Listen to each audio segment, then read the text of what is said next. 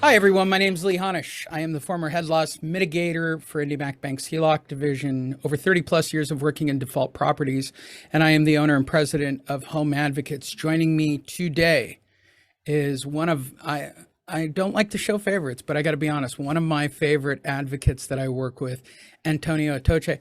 How are you, Antonio? Oh, I'm doing great. Thank you. Outstanding. And I see that you're coming from your restaurant. So Yeah, let's do a gratuitous plug for the restaurant. sure.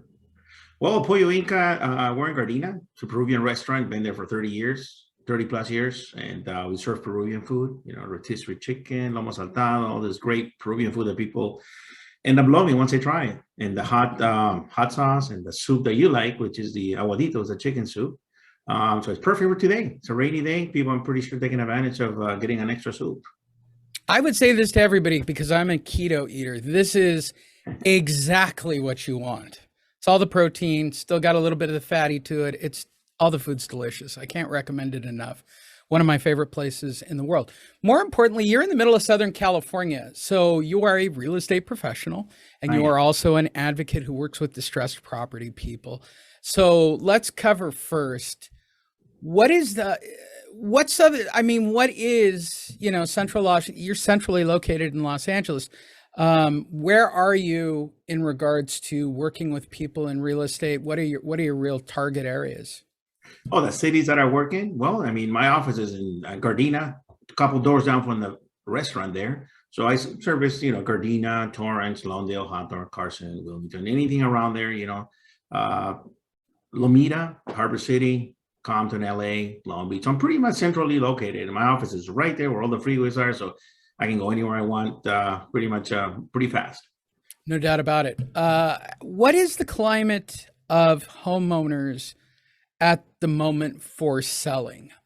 This is of great concern to me because today we're going to talk about actual people in default, and you and I have been through this already, and what that looks like compared to 2007, and tell some of those stories so people can relate. I think there's a lot of fear behind it. I think there's a lot going on. But first, I want to get into the mindset of current people you're working with. Do they think there's anything wrong with the market? The market in area is still kind of low inventory, so it's not multiple offers. There are multiple offers, but not like before where we had like 15, 20 offers almost right away with first day or two. But it is changing slowly, and I'm starting to see more people that were in default that are coming up in our area, and I think it's a trend that's going to start growing. That's a good segue. See, you're perfect for broadcast. That's the segue for today. So 3 days ago, and there will probably be an article in the middle of the screen, depending on how the post editing works. And by the way, if you have any questions at any time, right below in the comment field, there's phone numbers and contact information for Antonio if you're in the Southern California area. If you can't remember that, just Google Home Advocates. He's right on the front page. Call us on the 800 number and we'll make sure to get a hold of him for you. Uh, Black Knight 3 days ago created a press release that is now running around on the web. And I think the interesting thing to note is two numbers, right? We always do year over year, things don't look so bad, those kinds of things. What I wanted to talk about was people that are more than 30 days delinquent. There are 2 million people. I'm rounding it for the sake of the argument. And people that are more than 90 days delinquent are 1.2 million people. If you add those two numbers up, that is 3.2 million people in default. So that got me thinking as a former banker, well, what's that look like historically when it goes to 2007 or 2008, which is what most people remember as the last real estate crash and where we first met. And in 2007, here's a staggering little number.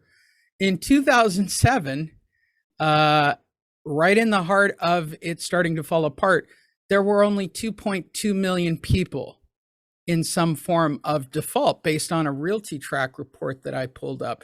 So I'm not a rocket scientist at math. I say that to everybody as a banker.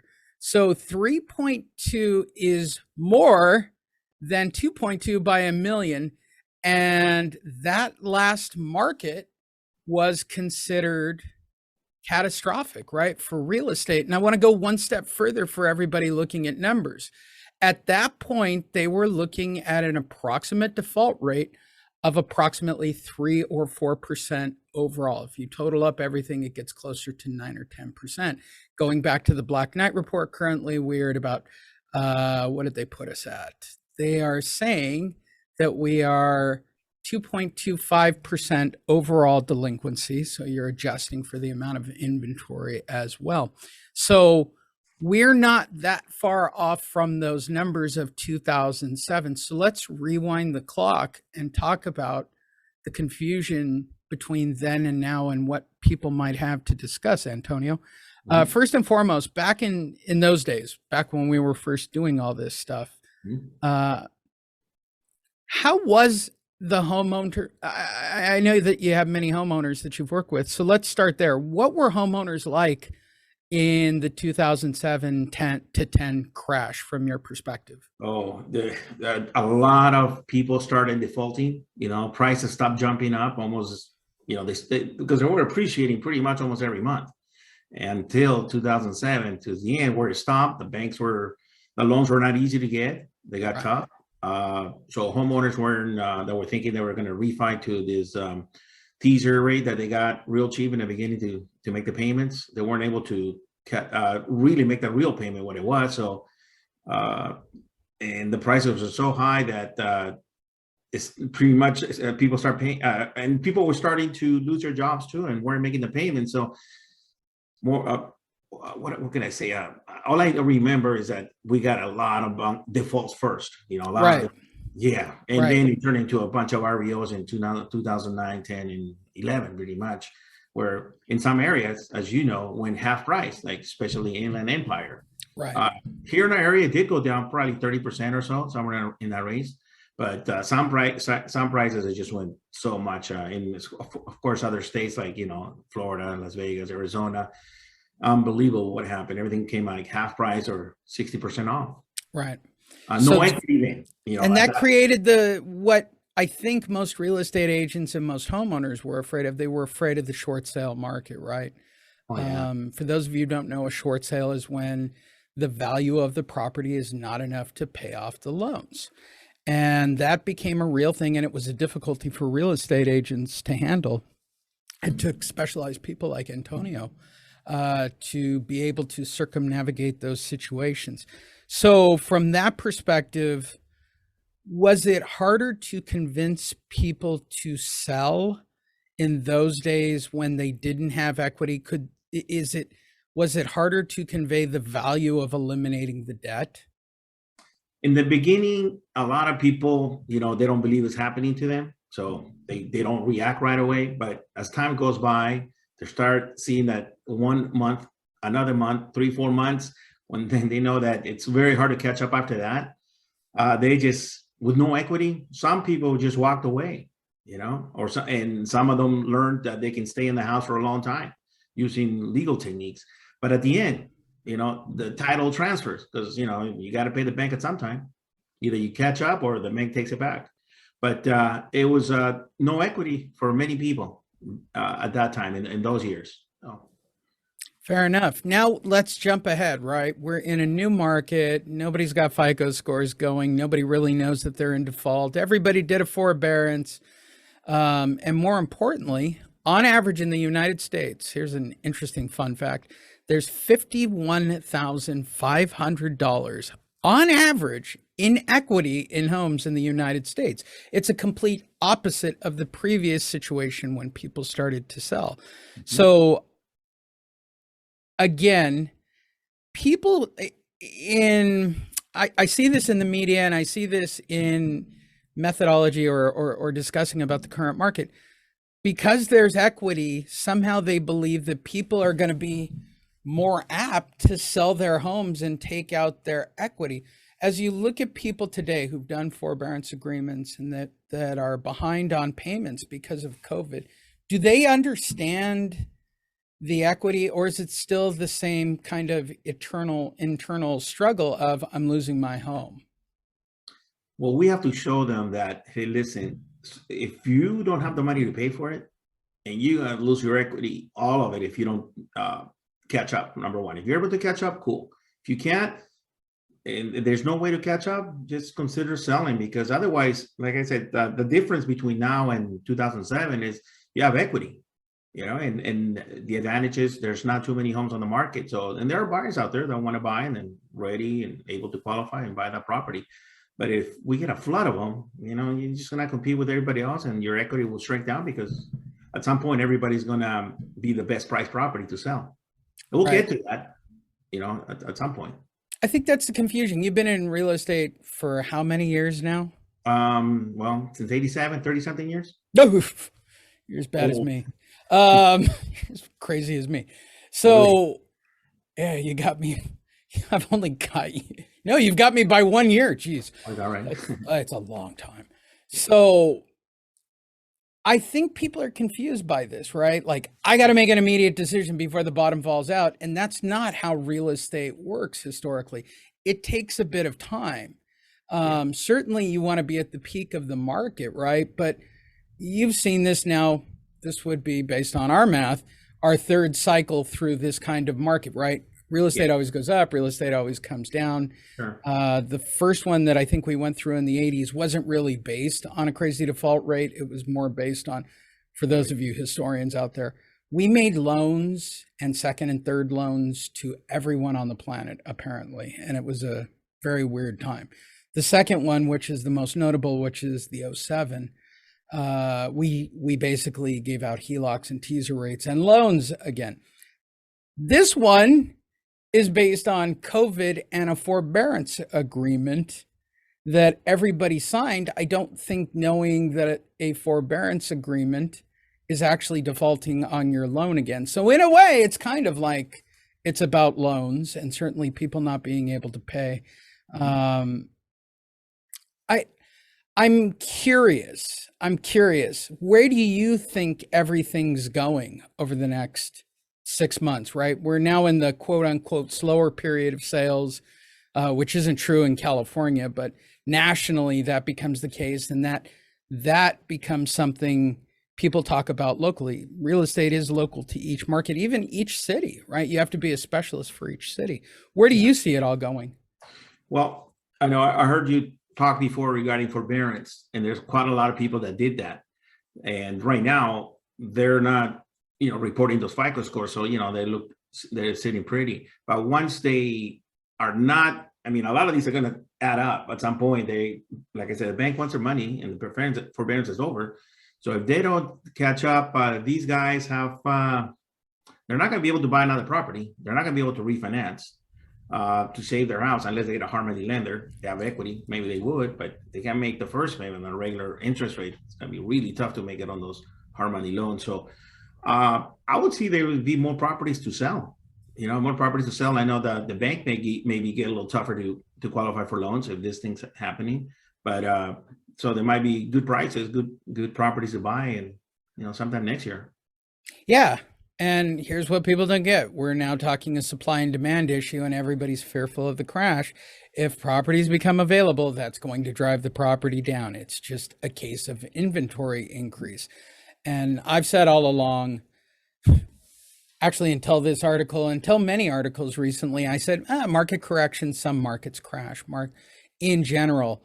But now looking at these numbers that just came out from the third quarter and comparing them to where we were at the beginning of the 2007 cycle, what I find most astonishing is we're in a more dire situation. People really aren't working right now. People don't want to go back to work right now. People were given money and they became comfortable with all of that. And we've got a greater number than at the beginning of the previous cycle.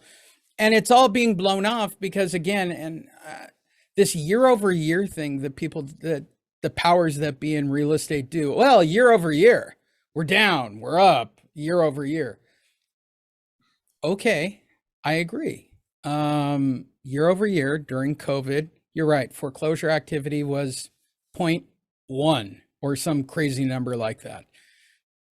It doesn't add up. people aren't seeing the bigger picture of what's going on around them.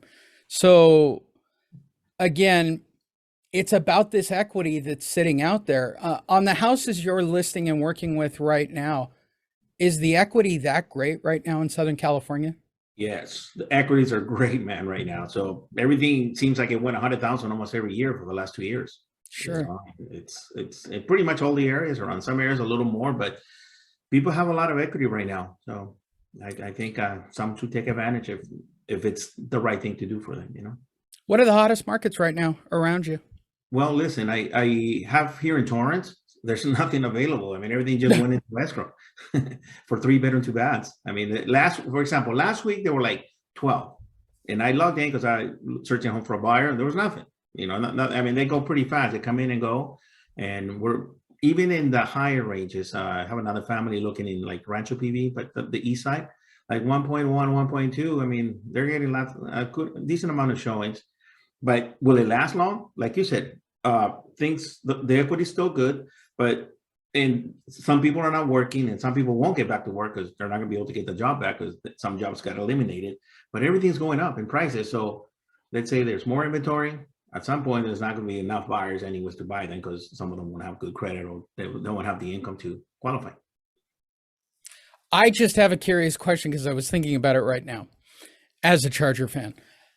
Did the value of property around the stadium go up when the stadium finally got open and started to get use? I was wondering what the impact around an area that historically, over towards the Inglewood side of Torrance and everything else, historically are a little more depressed. Did everything in the area come up when the stadium opened?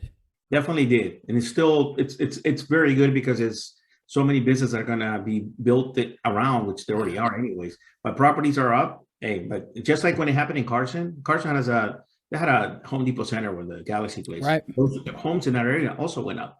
But what also goes up for the poor homeowners is all that traffic that they're gonna see when they try to get home. But you know, I bet they'll be happy having that extra equity though, you know, built up. I think in the old days, people would say, well, I can't live in LA. I either have to live in a place where I feel like I would get shot, or I've got to go live in Riverside or San Bernardino. And that's not the case anymore. Things that were considered Gardena, for that matter, Inglewood, places where people were quote unquote more fearful, are actually, I don't like the word gentrified. That's such a ridiculous word that people use who are narrow-minded. The truth is, you economically brought the area up. It helped the residents because you brought in and treated people like human beings, which I think happens in those situations. I noticed this after going to the stadium recently, and even driving down. As a kid, going to the Forum was terrifying to me, right? You go down the 110, you jump off, and you got to go down that long stretch. People are out at 3 a.m. It was terrifying in the 70s and 80s. And as I did it the other day, I was telling this to the CEO of the company. I'm like, it's silly how much nicer it is. I mean, these are really viable areas now to live in without any kind of fear that were previously attached. Is there still a stigma to the area? Just by the name, some people get fearful, but once they start driving and going through, for example, you know, you mentioned, you know, you drove around, but, oh yeah, back in the days, it's pretty scary to go there. But right now, if you go on Century Boulevard, right where it's called Hollywood Park, which is well, this stadium is, you know, Hollywood Park on the corner, the stadium, SoFi Stadium, and there, the Forum back, everything's there, but they've got brand new shopping centers with all the restaurants that you would want to eat. You know, everything's there. So that brings the value also. So it at the same time increases the niceness of the city. So people start fixing up their properties, but once they sell it, it's very hard to some people to buy because there's such expensive homes now. Yeah, you know, like everything else around the area. So you're gonna get, you know, people that work at SpaceX down in Hawthorne trying to buy them, things like that. You know, but yeah, I noticed it the other day. My daughter was performing on the other side of Torrance, and I was looking at the homes and I was looking at the area. And again, I was with the CEO of the company, and he was saying, I bet these are expensive. I said, they weren't always. no, They weren't always. I said, now it's primetime real estate where you're spending, into the millions on some of these houses. I said, but no, this was, just blue collar living on the Mhm. outskirts of LA. We just have such a shortage of property out there, Yeah. especially in Southern California, in really nice areas. Now it's forcing all the areas to improve the schools. The things that people feared overall, right? Yeah. Well, you can't bring that in. We can't live there because of the quality of the schools. Well, when you increase the quality of life, you then increase the quality of the surroundings, like schools. From your perspective, have you seen the growth in all these areas? Yes. They also are building more homes in our area where they used to be nurseries. They tear them down. They build brand new homes. They're like three story. They look like a square, but they're like 900,000. So they're becoming more, of course, more revenue to the city, and they get to fix up their schools. But still, some people choose public schools, some people choose private schools. But yeah, for example, Gardena, I'll just tell you real quick. 2 years ago, say 2.5 years ago, the house was selling for 550. Now they're closer to 800. I mean, it's the 3 bedroom, 2 bath, man. It's just crazy. Crazy. It's crazy. Even as you say it, it still sounds crazy, right? Yeah. But that's just the way it is. Mhm. And those prices are going to come down. I don't want to break it to anybody. The prices are artificially high because of supply and demand. And that was the reason why we started this conversation. Antonio and I are going to be here each and every week to talk about Southern California. Yeah. And we want to bring you the latest information. And the latest information right now is if you have equity, you might want to consider a cash out refi before you lose that equity. You certainly, if you took out a forbearance or you missed payments because of COVID, you should really address getting that sale in place and getting that equity out of your property. Is there anything from your point of view that anybody in the Southern California area should know with real estate? Yeah, just keep an eye on things. If you have any questions, just reach out, and we'll be happy to give you the latest info that's going on. But right now, it's the forbearance, ending, and of course, the rental, the freebies that the people were getting, it's over now. So a lot of people get kicked out of their homes at some point. I got extended, I believe, but still, it's just a matter of time, yeah, check with us. We'll be here to help whenever. If you have any questions, the home advocates, just reach out. We'll be happy to give you what the information you want, and you make the choice. Whatever is best for you. We'll be here ready to help you and guide you to whatever questions and answers you may need. Yeah, you can definitely. I'm trying to figure out how to point with cameras. I never get it right. Below Antonio is his cell phone numbers. If you're driving and you can't write it down, or you're not watching a video and you're listening to the audio, just go to just dial 833 WOW HOPE, right, and leave a message, and Antonio will call you back. It's 833 WOW HOPE. That's the Home Advocates website, or Google Home Advocates, or Antonio Toche. That's a lot of letters, and that might be difficult, but you can pull that one off too.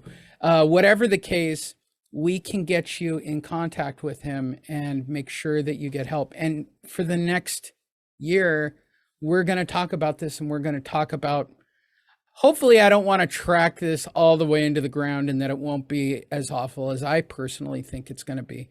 I would like to talk about really the significance of how much the area down there of what quote unquote the South Bay has really become, right? In the old days, it was just the tip of Long Beach and these little Manhattan Beach outlying communities that everybody talked about, and they never talked about the actual cities.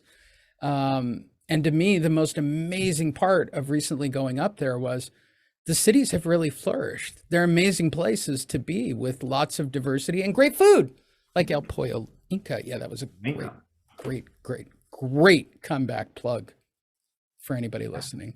But that's the truth, right? You're missing out on the diversity and the greatness of the city. Is there anything you'd like to add for this week, Antonio? No, just pretty much keep tuned, keep watching our videos that we share with Lee and I, and we'll always give you the latest info.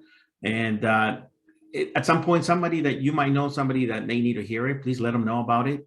Forward our information or forward the YouTube video, and we're here to help people. Help them with the best decision they need. They think it's for them, and like I said, we're here to guide them. And been a real estate for a long time. So if that ends up being what I need to do to help you, then that's what we'll do. Otherwise, we'll give you the best scenario for you to consider taking an approach on. Mm-hmm. And I like to close with my favorite words: click, like, subscribe. I'm not going to say anything that the kids say. They say smash. I don't. I refuse. As a banker, I refuse to say those words. But I will say, click the like, click the subscribe. Don't be shy about sending emails. They're all listed here on the screen and down below. Very, very simple. And if you're driving and listening, because this is also a podcast and on a couple of broadcast platforms, just Google Home Advocates when you can stop. You'll see Antonio right on the front page. We'll get you directly to him. That's the way the whole system works out for everybody. We appreciate everyone listening or watching us, and we'll be here for the next year getting you through Southern California. Thanks. Thank you.